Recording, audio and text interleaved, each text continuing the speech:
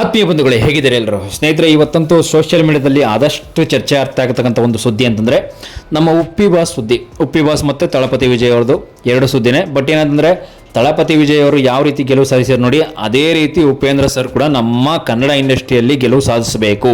Industrial ಅಂತಲ್ಲ, ರಾಜಕೀಯದಲ್ಲಿ ನೋಡಿ. ರಾಜಕೀಯದಲ್ಲಿ ಪ್ರಜಾಕೀಯಕ್ಕೂ ಒಂದಕ್ಕೊಂದು ಹೊಂದಾಣಿಕೆ ಮಾಡ್ತಾ ಇದ್ದಾರೆ. ಬಟ್ ನೋಡಿ, ದಯವಿಟ್ಟು ಹೇಳ್ತಾ ಇದ್ದೀನಿ, ರಾಜಕೀಯ ಬೇರೆ, ಪ್ರಜಾಕೀಯ ಬೇರೆ. ನೋಡಿ, ರಾಜಕೀಯ ಅಂತಕ್ಕಂಥದ್ದು ದುಡ್ಡು ಕೊಟ್ಟು ಗುಲಾಮರಾಗಿ ಮಾಡಿಕೊಂಡು ಮಾಡ್ಸಕ್ಕಂಥ ಕಾರ್ಯ. ಇದು ಪ್ರಜಾಕೀಯ ಅಂತಕ್ಕಂಥದ್ದು ಆಗಲ್ಲ. ಪ್ರಜೆಗಳೇ ನೀವೇ ಇಲ್ಲಿ ರಾಜರು. ಅಲ್ಲಿ ರಾಜಕೀಯದಲ್ಲಿ ರಾಜ ಆದರೆ ಪ್ರಜೆಗಳೇ ರಾಜರು ಅಂತ ಎಷ್ಟು ನಮ್ಮ ಉಪ್ಪಿ ಬಾಸ್ ಸಾರಿ ಹೇಳಿದ್ದಾರೆ. ನಿಜವಾಗ್ಲೂ ದಯವಿಟ್ಟು ಆ ರೀತಿ ಮಾಡೋಕ್ಕೆ ಹೋಗ್ಬೇಡಿ. ನೋಡಿ, ಇದ್ರ ಬಗ್ಗೆ ಸಾಕಷ್ಟು ವಿಚಾರಗಳನ್ನ ತಿಳ್ಕೊಳ್ಳೋಣ. ಇನ್ನೊಂದಷ್ಟು ಏನು ವೈರಲ್ ಆಗ್ತಾ ಇದೆ, ಏನೇನು ಚರ್ಚೆ ಆಗ್ತಾ ಇದೆ ಅನ್ನೋದನ್ನ ಇನ್ನೊಂದಷ್ಟು ತಿಳ್ಕೊಳ್ಳೋಣ. ಅದಕ್ಕೂ ಮೊದಲು ನಮ್ಮ ಚಾನಲ್ ಫಸ್ಟ್ ಟೈಮ್ ನೋಡ್ತಿದ್ರೆ ದಯವಿಟ್ಟು ಸಬ್ಸ್ಕ್ರೈಬ್ ಮಾಡಿ ನೋಡಿ. ಸದಾ ನಿಮ್ಮ ಅವಕಾಶ ಹೀಗೆ ಇರಲಿ. ನಮ್ಮ ಫೇಸ್ಬುಕ್ ಪೇಜ್ ಕೂಡ ಫಾಲೋ ಮಾಡಿ. ನಿಮಗೆ ಅನಿಸುತ್ತೆ ಕೂಡ ಕಾಮೆಂಟ್ ಮಾಡಿ ಈ ಥರ ವಿಡಿಯೋ ಬಗ್ಗೆ. ಬಟ್ ಏನಂತಂದರೆ ನೋಡಿ, ನಮ್ಮ ಉಪ್ಪಿ ಸರ್ ಬಗ್ಗೆ, ಪ್ರಜಾಕೀಯದ ಬಗ್ಗೆ ಎಷ್ಟೆಷ್ಟೆಲ್ಲ ಏನೇನೆಲ್ಲ ಸವಲತ್ತುಗಳು ಬರುತ್ತೆ ಪ್ರಜಾಕೀಯ ಬಂದರೆ ಕರ್ನಾಟಕದಲ್ಲಿ. ನೋಡಿ, ಕರ್ನಾಟಕದಲ್ಲಿ ಪ್ರತಿಯೊಂದು ಜಿಲ್ಲೆಯಲ್ಲೂ ಪ್ರತಿಯೊಂದು ತಾಲೂಕಿಗೂ ಪ್ರಜಾಕೀಯ ಕ್ಷೇತ್ರ ಬರಬೇಕು, ಪ್ರಜಾಕೀಯ ಕ್ಷೇತ್ರದ ಅಭ್ಯರ್ಥಿಗಳು ಕೈ ಹಿಡಿಬೇಕು, ಬರಬೇಕು, ಗೆಲ್ಲಿಸಬೇಕು ಅಂತ ಕೂಡ ಎಷ್ಟೊಂದು ಒದ್ದಾಡ್ತಾ ಇದ್ದಾರೆ. ನಮ್ಮ ಉಪ್ಪಿ ಬಾಸ್ ಅಂತೂ ಇದುವರೆಗೂ ಕೂಡ ಎಷ್ಟೊಂದೆಲ್ಲ ಕಾರ್ಯಗಳನ್ನ ಮಾಡ್ತಾ ಬಂದಿದ್ದಾರೆ. ಬಟ್ ಆದರೂ ಕೂಡ ಈಗ ಯಾಕೆ ಇಷ್ಟೊಂದು ಸೋಷಿಯಲ್ ಮೀಡಿಯಾದಲ್ಲಿ ತಪ್ಪು ಚರ್ಚೆಗಳನ್ನ ಆಗ್ತಾ ಇದ್ದೀರಾ? ಯಾಕೆಂತಂದರೆ, ತಳಪತಿ ವಿಜಯ್ ಅವ್ರದ್ದು ರಾಜಕೀಯ ಆಯಿತು, ಅವ್ರ ಸಿನಿಮಾದಲ್ಲಿ ಅಭಿಮಾನ ಇತ್ತು, ಗೆಲ್ಲಿಸ್ಬಿಟ್ರು, ರಾಜಕೀಯ ಆಯಿತು. ಬಟ್ ಇಲ್ಲಿ ಕನ್ನಡದಲ್ಲಿ, ನಮ್ಮ ಕನ್ನಡ ಇಂಡಸ್ಟ್ರಿಯಲ್ಲಿ ಅಭಿಮಾನ ಅಲ್ಲ, ಏನಂತಂದರೆ ಅಭಿಮಾನ ಇದ್ದರೂ ಕೂಡ ಪ್ರಜಾಕೀಯನ ಗೆಲ್ಲಿಸ್ತಾ ಇಲ್ಲ. ಯಾಕೆ ಗೆಲ್ಲಿಸ್ತಾ ಇಲ್ಲ ಅಂದರೆ ಕಾರಣ ಇದೆ. ಯಾಕೆಂತಂದರೆ, ದುಡ್ಡು ಕೊಟ್ಟರೆ ಓಟ್ ಹಾಕುವಂಥದ್ದಷ್ಟೇ. ದುಡ್ಡು ಕೊಟ್ಟರೆ ಓಟ್ ಹಾಕೋದು, ದುಡ್ಡು ಕೊಟ್ಟರೆ ಓಟ್ಗಳನ್ನ ಮಾರ್ಕೊಳ್ಳುವಂಥದ್ದು, ದುಡ್ಡು ಕೊಟ್ಟರೆ ಏನಾದರೂ ಒಂದು ಸಾಮಾನುಗಳು, ಏನಾದರೂ ಒಂದು ಫ್ರಿಡ್ಜು, ವಾಷಿಂಗ್ ಮಿಷಿನು, ಅದು ಇದು ಅಂತ ಐಟಮ್ಗಳು ಕೊಟ್ಟರೆ ಸಾಕು, ಓಟ್ ಹಾಕ್ಬಿಡ್ತಕ್ಕಂಥದ್ದು ಆಗ್ಲಿಂದನೂ ನಡೀತಾ ಇರ್ತಕ್ಕಂಥ ಒಂದು ಸಂಸ್ಕೃತಿ ಇದೆ ಅಷ್ಟೇ. ನಮ್ಮ ಕನ್ನಡ ಅಂತಲ್ಲ, ನಮ್ಮ ಭಾರತದ ಒಂದು ಸಂಸ್ಕೃತಿ ಎಲೆಕ್ಷನಲ್ಲಿ ಅಂತ ಹೇಳ್ಬೋದು. ಬಟ್ ಆದರೆ ಪ್ರಜಾಕೀಯದಲ್ಲಿ ಈ ಥರ ಯಾವುದು ಫೆಸಿಲಿಟಿ ಇಲ್ಲ. ದಯವಿಟ್ಟು ಅರ್ಥ ಮಾಡ್ಕೊಳ್ಳಿ. ಪ್ರಜಾಕೀಯದಲ್ಲಿ ಯಾವುದೇ ರೀತಿಯ ಪ್ರಜೆಗೆ ಈ ಥರ ಸವಲತ್ತು ಕೊಡಲ್ಲ. ಅಂದರೆ ಪ್ರಜೆಗಳೇ ರಾಜರಾಗಿರ್ತಾರೆ, ಪ್ರಜೆಗಳು ಹೇಳ್ದಂಗೆ ಕೇಳಬೇಕಾಗುತ್ತೆ. ಅಲ್ಲಿ ಪ್ರಜಾಕೀಯದಲ್ಲಿ ಯಾರು ಅಭ್ಯರ್ಥಿ ನಿಲ್ತು ಗೆಲ್ತಾನೋ ಅವನಂತೂ ಗೆದ್ದ ಮೇಲೆ ರಾಜ ಆಗೋಕ್ಕಾಗಲ್ಲ, ಗೆದ್ದ ಮೇಲೆ ಅವ್ನು ಲೀಡ್ರ್ ಆಗೋಕ್ಕಾಗಲ್ಲ. ಪ್ರಜೆಗಳೇ ಲೀಡರ್ ಆಗಿರ್ತಾರೆ. ಪ್ರಜೆಗಳು ಹೇಳ್ದಂಗೆ ಗೆದ್ದಿರ್ತಕ್ಕಂಥ ಆ ಕ್ಷೇತ್ರದಲ್ಲಿ ಗೆದ್ದಿರ್ತಕ್ಕಂಥ ಅಭ್ಯರ್ಥಿ ಹೇಳ್ದಂಗೆ ಕೇಳಬೇಕಾಗತ್ತೆ. ಅದು ನಮ್ಮ ಉಪ್ಪಿ ಸರ ಒಂದು ಕಾನ್ಸೆಪ್ಟ್ ಆಗಿರುತ್ತೆ ಪ್ರಜಾಕೀಯದಲ್ಲಿ ಇನ್ನೊಂದಷ್ಟು ಸಾಕಷ್ಟು ವಿಚಾರಗಳು ತುಂಬ ಇವೆ. ಅದಕ್ಕೆ ಆದಂತೆ ಪ್ರಜಾಕೀಯ ಒಂದು ಆ್ಯಪ್ಗಳಿವೆ, 2-3 ಆ್ಯಪ್ಗಳಿವೆ ಪ್ರಜಾಕೀಯಕ್ಕಂತೆ. ಬಟ್ ದಯವಿಟ್ಟು ಡೌನ್ಲೋಡ್ ಮಾಡ್ಕೊಳ್ಳಿ, ನೋಡಿ, ಓದಿ. ಬಟ್ ಪ್ರಜಾಕೀಯಕ್ಕೆ ಸಂಬಂಧಪಟ್ಟಂತೆ ಕೆಲವೊಂದಷ್ಟು ಪುಸ್ತಕಗಳು ಕೂಡ ಬರ್ತಾ ಇದೆ. ಅದರಲ್ಲೂ ಕೂಡ ನಮ್ಮ ಉಪ್ಪಿ ಸರ್ ಬಗ್ಗೆ ತುಂಬ ಸೋಷಿಯಲ್ ಮೀಡಿಯಾದಲ್ಲಂತೂ ತುಂಬ ವೀಡಿಯೋಗಳು ಬಿಟ್ಟಿದ್ದಾರೆ. ಪ್ರಜಾಕೀಯದ ಬಗ್ಗೆ ತುಂಬ ಆ್ಯಪ್ಗಳು ಬಿಡ್ತಾ ಇದ್ದಾರೆ, ತುಂಬ ಏನೇನೋ ಮಾಡ್ತಾ ಇದ್ದಾರೆ. ತುಂಬ ವೀಡಿಯೋಗಳ ಬಗ್ಗೆ ಎಲ್ಲ ಹೇಳ್ಕೊಂಡಿದ್ದಾರೆ ಸೋಷಿಯಲ್ ಮೀಡಿಯಾದಲ್ಲಿ. ದಯವಿಟ್ಟು ವಿಡಿಯೋ ನೋಡಿ ತಿಳ್ಕೊಳ್ಳಿ ಪ್ರಜಾಕೀಯದ ಬಗ್ಗೆ. ಯಾಕೆ ಅಂತಂದರೆ, ಪ್ರಜಾಕೀಯಕ್ಕೂ ರಾಜಕೀಯಕ್ಕೂ ಸಂಬಂಧ ಪಡಬೇಡಿ. ನೋಡಿ, ತಳಪತಿ ವಿಜಯದವ್ರದ್ದು ಇದು ಸಿನಿಮಾದ ಒಂದು ತಾಕತ್ತು ಅಂತ ಹೇಳ್ಬೋದು. ನೋಡಿ, ವಿಜಯ್ ಗೆಲುವನ್ನು ಬಣ್ಣಿಸಿದ ಸಂದೀಪ್ ರೆಡ್ಡಿ ಮಂಗ ಅಂತ ಹೇಳ್ಬೋದು. ಬಟ್ ಇದೆಲ್ಲ ಏನಂತಂದರೆ, ಚುನಾವಣೆ ಅಂತಕ್ಕಂಥದ್ದು ಗೆಲುವು ಸೋಲು ಸಹಜ ಇದ್ದೇ ಇರುತ್ತೆ. ತಳಪತಿ ವಿಜಯ್ ಅವರು ಗೆದ್ದಿರ್ತಕ್ಕಂಥದ್ದು ಕರೆಕ್ಟ್ ಇಲ್ಲ ಅಂತಲ್ಲ. ಯಾಕೆಂದರೆ ಅವ್ರಿಗೆ ಹಿಂದೆ ಮಾಡಿರ್ತಕ್ಕಂಥ ಕೆಲವೊಂದಷ್ಟು ಸಿನಿಮಾ ಸಾಧನೆ ಏನಿದೆ, ಸಿನಿಮಾದಲ್ಲಿ ಇರ್ತಕ್ಕಂಥ ಒಂದು ಅಭಿಮಾನ ಏನಿದೆ, ಅದರಿಂದ ಅವರು ವಿಜಯವರು ಗೆದ್ದಿರ್ತಕ್ಕಂಥದ್ದು ಇಲ್ಲ ಅಂತಲ್ಲ. ಇದಕ್ಕೆಲ್ಲ ಮೋದಿ ಕೂಡ ನರೇಂದ್ರ ಮೋದಿಯವರು ಕೂಡ ಪ್ರತಿಕ್ರಿಯೆಯನ್ನು ಕೊಟ್ಟಿದ್ದಾರೆ. ರಾಹುಲ್ ಗಾಂಧಿಯವರು ಕೂಡ ಒಳ್ಳೆ ಪ್ರತಿಕ್ರಿಯೆಯನ್ನು ಕೊಟ್ಟಿದ್ದಾರೆ.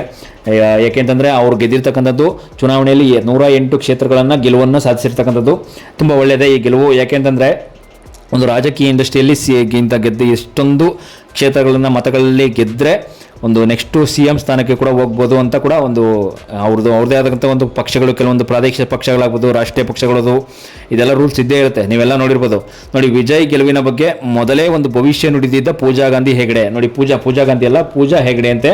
ಪೂಜಾ ಹೆಗಡೆ ಅಂತೂ ಕೂಡ ಅದೊಂದು ಕೂಡ ಸುದ್ದಿ ವೈರಲ್ ಆಗ್ತಾ ಇದೆ.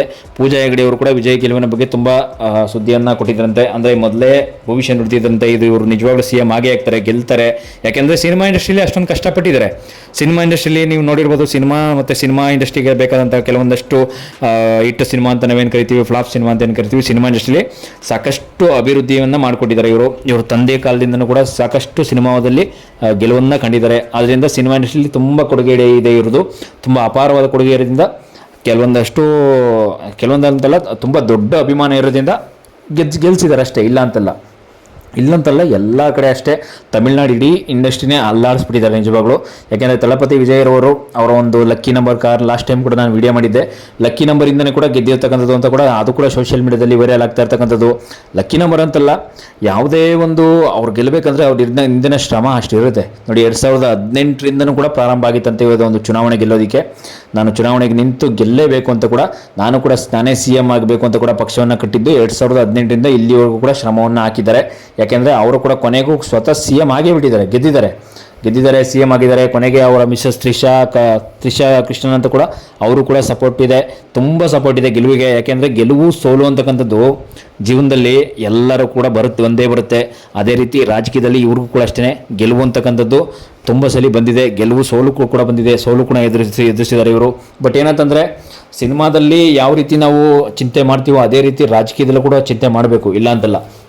ನೋಡಿ, ತಳಪತಿ ವಿಜಯವನ್ನು ಒಂದು ಭವಿಷ್ಯವನ್ನು ಯಾವ ರೀತಿ ನುಡಿದಿದಂತೆ ಅಂದರೆ ಪೂಜಾ ಹೆಗಡೆ ಅವರು ಬೆಳ್ಳಿ ತೆರೆಯ ಮೇಲೆ ಮಿಂಚಿದ್ದ ಒಂದು ದಳಪತಿ ವಿಜಯ್ ಅವರು ಈಗ ತಮಿಳುನಾಡಿನ ಒಂದು ಜನರ ಮನಸ್ಸನ್ನು ಗೆಲ್ತಾ ಇದ್ದಾರೆ, ಶಾಸನ ಸಭೆ ಪ್ರವೇಶಿಸಲು ಸಜ್ಜಾಗ್ತಾ ಇದ್ದಾರೆ. ಈ ರೀತಿ ಒಂದು ಆಗುತ್ತೆ ಅಂತಕ್ಕಂಥದ್ದು ಪೂಜಾ ಹೆಗಡೆ ಅವರಿಗೆ ಮೊದಲೇ ಗೊತ್ತಿತ್ತಂತೆ, ಭವಿಷ್ಯ ಅವರೇ ಹೇಳಿದ್ರಂತೆ. ಭವಿಷ್ಯ ಅಂತಂದರೆ ಭವಿಷ್ಯ ಹೇಳೋರಲ್ಲ ಅವರು, ಬಟ್ ಆದರೂ ಕೂಡ ಅವರು ಒಬ್ಬರು ನಟಿಯರಲ್ಲಿ ಅವರು ಕೂಡ ಒಬ್ಬರೇ. ಬಟ್ ನೋಡಿ, ಅವ್ರ ಹಳೆಯ ವಿಡಿಯೋ ಈಗ ವೈರಲ್ ಆಗ್ತಾಯಿದೆ ಅಂತ ಕೂಡ ಹೇಳ್ಬೋದು. ವೈರಲ್ ಅಂತಂದರೆ ಅದು ವಿಡಿಯೋ ದಯವಿಟ್ಟು ಸಿಗ್ತಿಲ್ಲ ನನಗೆ, ಇದರೇ ತೋರಿಸ್ತಾ ಇದೆ. ಏನಂತಂದರೆ ವಿಧಾನಸಭಾ ಚುನಾವಣೆಯಲ್ಲಿ 2026 ಫಲಿತಾಂಶ ಹೊರಬಿದ್ದಿದೆ ಈಗ ತಮಿಳುನಾಡಲ್ಲಿ. ಬಟ್ ದಳಪತಿ ವಿಜಯ್ ಅವರ ನೇತೃತ್ವದ ತಮಿಳಿಗ ವೆಟ್ರಿ ಕಳಗಂ TVK ಅಂತಕ್ಕಂಥ ಪಕ್ಷ ಯಾರು ಊಹಿಸದ ರೀತಿಯಲ್ಲಿ ಐತಿಹಾಸಿಕ ಗೆಲುವು ದಾಖಲಿಸಿದೆ ಅಂತ ಹೇಳ್ಬೋದು. ಸದ್ಯ ಸೋಷಿಯಲ್ ಮೀಡಿಯಾದಲ್ಲಂತೂ ಎಲ್ಲಿ ನೋಡಿದರೂ ತಳಪತಿ ವಿಜಯ್ ಅವರದ್ದೇ ಹವಾ ಅಂತ ಕೂಡ ಹೇಳ್ಬೋದು. ಈ ನಡುವೆ ವಿಜಯ್ ಅವರ ಭರ್ಜರಿ ಗೆಲುವಿಗೆ ಬಗ್ಗೆ ನಟಿ ಪೂಜಾ ಹೆಗಡೆ ಅವರು ಕೂಡ ಬಹಳ ಹಿಂದೆಯೇ ನುಡಿದಿದ್ದ ಒಂದು ಭವಿಷ್ಯ ಈಗ ಅಕ್ಷರಶಃ ನಿಜವಾಗ್ತಾ ಇದೆ ಅಂತ ಹೇಳ್ಬೋದು. ಎಲ್ಲರ ಗಮನ ಸೆಳೀತಾ ಇದೆ. ಯಾಕೆಂದರೆ ನಿಮ್ಮೆಲ್ಲರೂ ಕೂಡ ಗೊತ್ತಿರ್ಬೋದು, ಒಬ್ಬ ಫೇಮಸ್ ನಟಿಯಾದಂತಹ ಈ ರೀತಿ ಮಾತಾಡಿರ್ತಕ್ಕಂಥದ್ದು, ಒಂದು ಒಳ್ಳೆಯ ಶುಭ ಸುದ್ದಿಯನ್ನು ನೀಡಿರ್ತಕ್ಕಂಥದ್ದು ವಿಜಯ್ ಅವರಿಗೆ ತುಂಬ ಒಳ್ಳೆಯದೇ, ಇಲ್ಲ ಅಂತಲ್ಲ. ನೋಡಿ, ವಿಜಯ್ ಮತ್ತು ಪೂಜಾ ಹೆಗಡೆ ಅಭಿನಯದ ಜನನಾಯಕನ್ ಚಿತ್ರದ ಶೂಟಿಂಗ್ನಲ್ಲಿ ಸೆಟ್ನ ಹಳೆಯ ವಿಡಿಯೋವೊಂದನ್ನು ಕೂಡ ಪೂಜಾ ಅವರು ಕೂಡ ಹಂಚಿಕೊಂಡಿದ್ರಂತೆ. ಆ ವಿಡಿಯೋದಲ್ಲಿ ಅಲ್ಲಿನ ಒಂದು ಬೋರ್ಡ್ ಬಂದರ ಮೇಲೆ ಚುನಾವಣೆಯಲ್ಲಿ ಯಾರು ಗೆಲ್ತಾರೆ ಅಂತ ಕೂಡ ಒಂದು ಬರೆಯಲಾಗಿತ್ತಂತೆ. ಆಗ ಪೂಜಾ ಹೆಗಡೆ ಅವರು ತಮಾಷೆಗಾಗಿ ತಮ್ಮ ಪಕ್ಕದಲ್ಲೇ ನಿಂತಿದ್ದ ವಿಜಯ್ ಅವರತ್ತ ಬೆರಳು ಮಾಡಿ ತೋರಿಸ್ತಿದ್ರಂತೆ. ಪೂಜಾ ಅವರ ಒಂದು ಮಾತಿಗೆ ವಿಜಯ್ ಅವರು ಮುಗುಳ್ನಗುತ್ತಾ ಹಾಚ್ಕೊಳ್ತಿದ್ರಂತೆ, ಇವರೇ ಗೆಲ್ಲೋದು ಅಂತ ಕೂಡ ಒಂದಂತ ಬೆರಳು ತೋರಿಸ್ತಾ ಇದ್ರಂತೆ. ನೋಡಿ, ಬೆರಳು ತೋರಿಸೋದ್ರ ಮೂಲಕ ನಂತರ ಗೆದ್ದಿದ್ದಂತೆ ಇವರು. ಅಂದರೆ ಅಂದು ಪೂಜಾ ಹೆಗಡೆ ಅವರು ತಮಾಷೆಗಾಗಿ ಸುಮ್ಮನೆ ಹಿಂಗೆ ಬೆರಳು ತೋರಿಸಿದಂತೆ ಅಷ್ಟೇ ಅಂತೆ, ಭವಿಷ್ಯವಾಣಿಯನ್ನು ನುಡಿದಿದ್ದಂತೆ.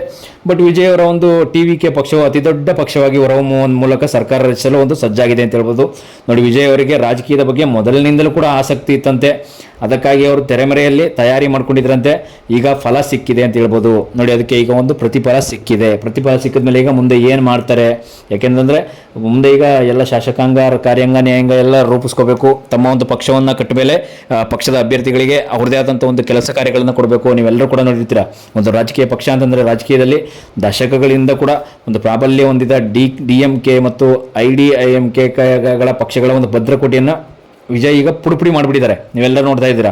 ನೋಡಿ, ಬೀಸ್ಟ್ ಸಿನಿಮಾ ನಂತರ ಪೂಜಾ ಮತ್ತು ವಿಜಯ್ ಜೋಡಿಯಾಗಿ ನಡೆಸ್ತಾ ಇರ್ತಕ್ಕಂಥ ಒಂದು ಎರಡನೇ ಸಿನಿಮಾ ಅಂತಂದರೆ ಜನನಾಯಕನ್. ಈ ಸಿನಿಮಾದ ಶೀರ್ಷಿಕೆಗೆ ತಕ್ಕಂತೆಯೇ ವಿಜಯ್ ಇಂದು ನಿಜವಾದ ಜನನಾಯಕನಾಗಿ ಹೊರಹೊಮ್ಮಿದ್ದಾರೆ ಅಂತ ಹೇಳ್ಬೋದು. ನೋಡಿ, ಒಬ್ಬ ಸಿನಿಮಾ ನಟನಾಗಿ CM ಆಗ್ತಾರೆ ಅಂತಂದರೆ ಇದು ಎಷ್ಟು ಶ್ರಮ ಇದೆ ಹಿಂದೆ ಅಂತಂದರೆ ಅರ್ಥ ಮಾಡ್ಕೊಳ್ಳಿ.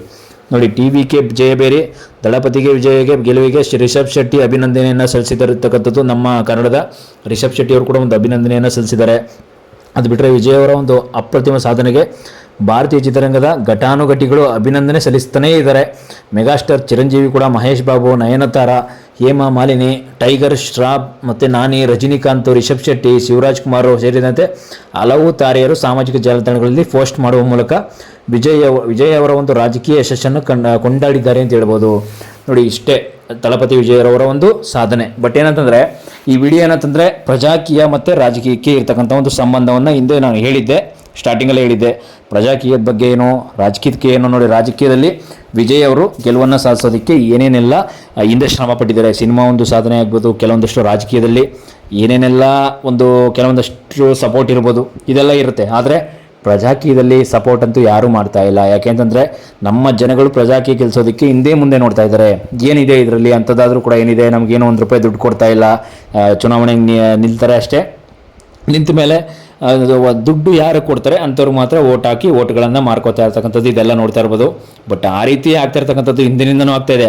ಅದನ್ನು ತಡೆಯೋದಕ್ಕೋಸ್ಕರನೇ ನಮ್ಮ ಕನ್ನಡ ಇಂಡಸ್ಟ್ರಿಲಿ ನಮ್ಮ ಉಪ್ಪಿ ಬಾಸ್ ಉಟ್ಕೊಂಡಿರೋದು.